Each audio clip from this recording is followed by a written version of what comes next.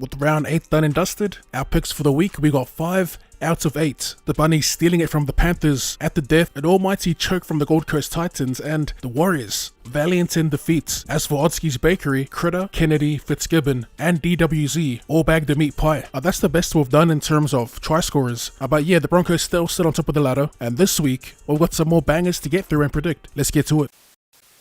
So in the first match of the week, we have the Cronulla Sharks taking on the North Queensland Cowboys. This will be played at Shark Park. In terms of ins and outs, real quick, it's unchanged sides for both. And as for my pick, it's hard to look past the Sharks. Honestly, the Cowboys, although they did win last week, they still look, the term I used for them is weathered. Whereas the Sharks are starting to find a little rhythm, and I just think they have more points in them than the Cowboys do. So we'll take the Sharks and we'll go 13+.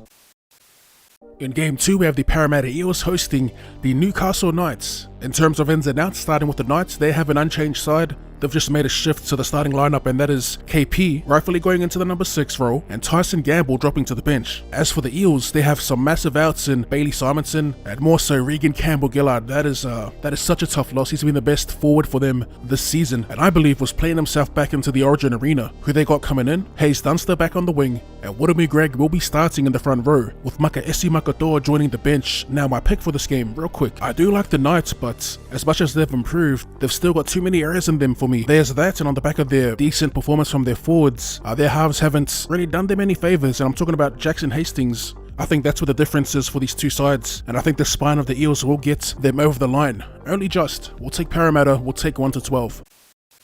The headliner for Friday, we have the Brisbane Broncos hosting the South Sydney Rabbitohs. This is the match of the round for me. And in terms of ins and outs, starting with the Bunnies, Tevita Totola, he jumps back into the front row, and for the Broncos, they'll be missing 3 vital players, 1 Corey Oates, 2 Ezra Mam, and 3 Payne Haas. Their replacements, Jesse Arthurs comes onto the wing, Jock Madden will play 5'8", and Keenan Palacia will be the starting prop. As for my pick, I do like the Bunnies in this. Those 3 losses, they are huge for the Bronx. Oates' tough carries, Payne Haas has been the best forward in the league in my opinion, and Ezra Mam, when on the field of Reynolds, last week they looked like the best 6 and 7 duo in the league. That ain't hyperbole, but yeah, bias aside, I'm going to take the Bunnies in this. I do think they can squeak by. I also genuinely think that Reno can conjure up a game plan to shut out the major keys of the Bunnies, but I will lean towards the in-form Rabbitohs, who are coming off a pretty gutsy win last week, 1-12. The first of 3 for Saturday, we have the Raiders versus the Dolphins. It's a rematch. Ins and outs, Rapin is back on the wing, and they've also got Xavier Savage in the reserves. For the Dolphins, Kenny Bromwich makes his return. He'll be jumping back into the front row, with Connolly Lemuelu keeping his spots in the back row. My pick for this, I'm going to back the Dolphins in to get the job done once again. They barely got by, winning by 6 points last time, and last week they're coming off, I'd say, the craziest comeback I've seen against the Titans, who are the new faders in the league. Like, let's be honest, how many second half chokes have we seen from the Titans? But yeah, anyway, we're going to back the Dolphins again to grind out the Raiders, and we'll take them in a close one, 1-12. The second game on Saturday, we have the Manly Warringah Sea Eagles hosting the Gold Coast Titans. Back at 4 Pines Park. In terms of ins and outs, no Brad Parker, no Josh Schuster. And for the Titans, it's unchanged. There is an asterisk for Tonja Bojovic, because apparently he's 50-50 on playing or not. As for my pick in this game, look, the Titans, after last week's abysmal choke of the season, I'm going to back Manly to get it done at home. I do see that they have Christian Duipoloto on the wing as well. Ruben Garrick moving into the centres for Brad Parker, who's been a little wishy-washy. But yeah, let's go with Manly. Cooper Johns and Daly Cherry Evans have been a pretty decent combo, but we're taking them off the strength of their forward pack. Let's go with Manly. Let's go with a comfortable 13+. And the main event for Super Saturday, we have Ivan Cleary taking on the West Tigers fans. Sucks that it ain't the Tigers home game, as I do enjoy the back and forth between the two sides I mentioned. It will be played out in Carrington Park. In terms of ins and outs, beginning with the Tigers, we have Asuka Power and Charlie Staines. On the outers, they got Nofoluma coming in, and they also have Stafford Do'a and Foke Power. For the Panthers, it's Tyron Peachy filling in for Isaac Tango. And as for my pick, the Tigers did show improvement last week, but I think Penrith, coming off that devastating loss in the final moments against the Bunnies, I reckon they get the Chockies in this, and I actually reckon the Tigers will keep it tight. So we'll take Penrith and we'll go 1-12.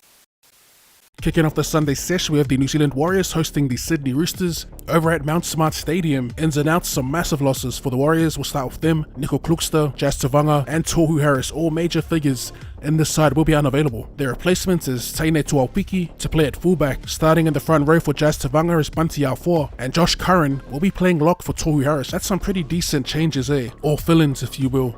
They also have Wade Egan returning, dropping Freddie Lussick to the bench. Speaking of, is pretty light. Bailey Surinam, Tomale and Viliame Vailea. For the Roosters, Corey Allen comes in for Daniel Dupont, and I think everything else is pretty much the same. As for my pick, believe it or not, I am a little on the fence of this. I know they're missing some star players, but I actually think they'll keep it competitive. I've seen enough from them in the past to show that it won't be quite the walk in the park as I've seen many say, especially looking at the squads on paper. But yeah, I will lean with the away team, the Roosters, and we'll go 1-12.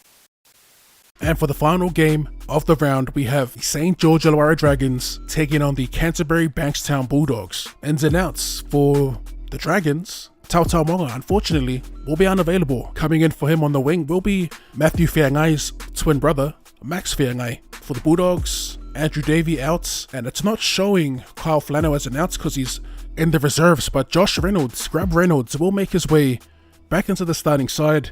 He'll be playing 5'8", Matt Burton, halfback. I do like the Dragons in this. I do love their forward pack. You know, not star-studded, but they can throw with the best of them. We saw it last week against the Roosters. But yeah, not too much on this. I do think it'll be a good game. They do have plenty of errors in them, but I think their 1-7 pose more of a threat. Talatawa Mone's been pretty good since his return. And Tyrell Sloan, how good has he been in these past few weeks? I'm going to run off the Dragons and we'll go 1-12. So that's pretty much it for my round 9 tips and predictions. Again, we're taking the Sharks, the Eels, the Rabbitohs, the Dolphins, the Sea Eagles, the Panthers, the Roosters, and the Dragons. As per, I'll have Oddski's Bakery up on screen as well. As always, if you did enjoy that, be sure to run and shred that like button, and let me know your tips and predictions in the comment section down below. Thanks for tuning in, and I'll see you later.